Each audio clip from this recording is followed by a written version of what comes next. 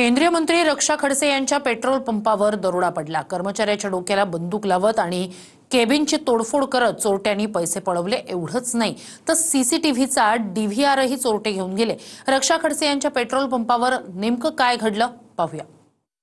केंद्रीय मंत्री रक्षा खडसे यांच्या पेट्रोल पंपावर दरोडा पडलाय। मोटरसायकलवर आलेल्या 5 दरोडेखोरांनी पेट्रोल पंपावरच्या कर्मचाऱ्याच्या डोक्याला बंदूक लावत मारहाण केली। पेट्रोल पंपावरच्या केबिनचीही तोडफोड केली, पैसे लुटले। एवढंच नाही तर चोरट्यांनी सीसीटीव्ही कॅमेऱ्याचा डीव्हीआरही सोबत नेला। 10:30 वाजता 2 मोटरसायकली आल्या, त्यावर 5 लोक बसलेले होते। 4 लोक कॅबिन मध्ये गेले आणि मी डिझेल भरत होतो गाडीमध्ये। एक जण तिथे आला आणि माझ्या कानफाटीवर गन लावलेला आहे आणि शिव्या देत म्हणाला की पैसे काढा। नंतर आम्हाला कॅबिन मध्ये घेऊन आला, सगळी तोडफोड केली। जी कॅश होती सगळी चाबी, ड्रायव्हरची चाबी मागितली, सगळी कॅश घेऊन निघून गेले। दरोडा टाकण्यात आलेल्या रक्षा खडसे यांच्या पेट्रोल पंपाची एकनाथ खडसे यांनी पाहणी केली।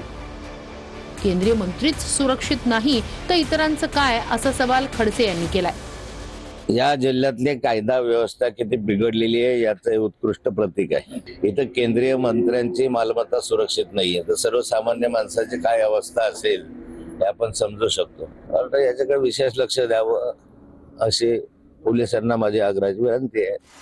या प्रकरणात पोलिसांनी 5 संशयितांना ताब्यात घेतलंय। तेच दरोडेखोर आहेत का याचा तपास पोलीस करतायत।